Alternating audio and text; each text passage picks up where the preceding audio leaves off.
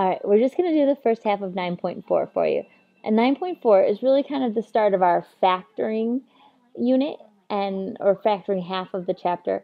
We talked about how to multiply, and when we start talking about having to divide, we start calling it something slightly different. We start calling it factoring. And the first thing you do when you do factoring is you actually have to pull out a greatest common factor. Remember that a greatest common factor is really just the biggest number or variables that divide each term or each monomial. So when we look at this, the first thing we have to do is find the greatest common factor of two numbers.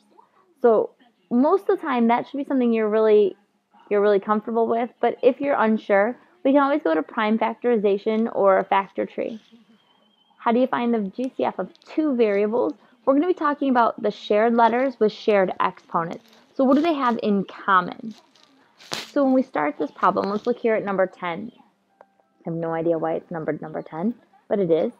Find the GCF of the given monomial. So we have two constants. We have the constant 4 and the constant 12. And we want to know what's the largest number that they're both divisible by. Well, 4 is divisible by 1, 2, and 4. And 12 is divisible by 1, 3, 4, 6, and 12. The biggest number, the one that's the greatest common divisor is 4. They're both divisible by 4. That's the biggest number that they're both divisible by. And so sometimes you'll be able to look at it and you'll just know. Other times, it might not be quite so obvious. So let's look at the numbers 16 and 60. Again, it might be obvious for some and not so obvious for others. But when we look at this, maybe if you're in the not so obvious category, then what you need to think about doing is making a list of factors.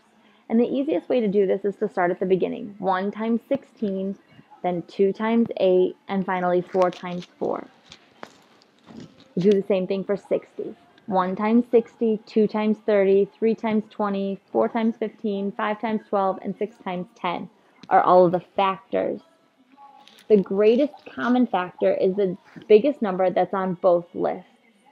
And in this case, 4 is again the biggest number that is on both lists. Would you please give numbers 13 and 14 a try, and then come back and we'll talk about variables. So go ahead and pause the video and try 13 and 14. Why? I hope hopefully you're just checking your work for numbers 13 and 14 and that you did okay.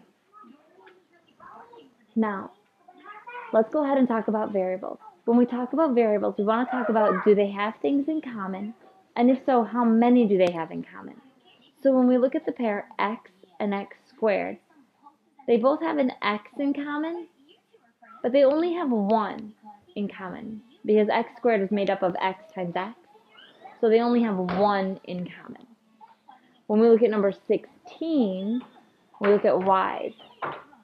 So that both of those terms, both of those monomials have a y, and they actually both have a minimum of 2. Y squared would be the common factor. Let's do 17 together, and then I'll let you try 18 on your own. 17. So we see that both terms have an x in common. The lowest exponent is 2, or they both have at least 2. Then we go to the y's. Both monomials have a y. And the lowest exponent is 1, so that's the one we'll take. Why don't you go ahead and give number 18 a try?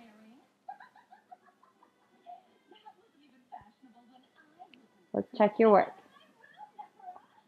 They have an x in common, but they only have 1.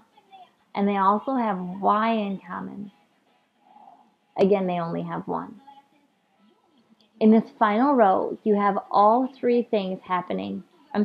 You have both things, both numbers and variables happening, or potential to happen. I'll do the first one with you, and then I'll let you try the last 3 on your own.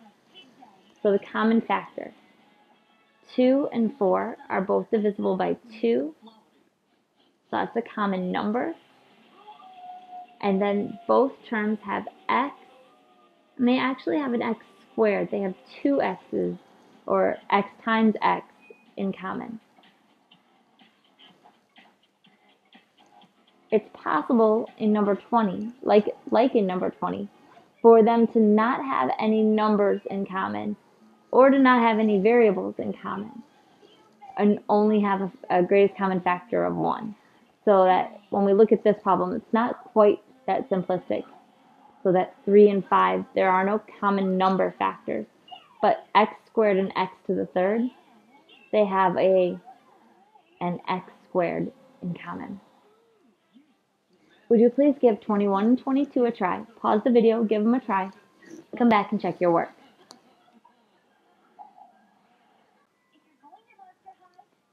Hopefully you were checking your work here for 21 and 22, and you notice that in number 21, they only have the number 3 in common, or greatest common factor, and in number 22 that they have an x to the third.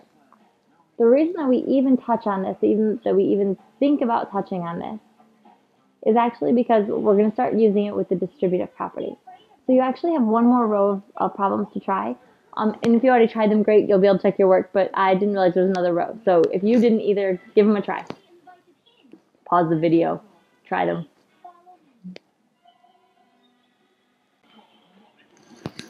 Alright, so if we're looking at that last row of problems, hopefully you noticed that when you got to 25 and 26, that you now have 3 terms, or 3 monomials, and that you still have to consider all 3, and what do all 3 have in common? In number 26, be very careful. This middle term of 6y squared, it doesn't have any x's. So your greatest common factor can't have any x's. Now, let's remember the distributive property. So when we multiply here, we would have 2x minus 12. Or when we multiply here, we'd have 15x squared minus 5x. Go ahead and try these last 4 problems. Make sure you've got them down properly. Pause the video, give them a try. Alright, so hopefully you're back and you have checked over your work and you did okay on those problems. Watch out for those signs here in number 29, and watch out for exponent errors in number 32. Now, the cool part is that we can take these 2 ideas and we're actually going to start doing our division, or undistributing, with pulling out a greatest common factor.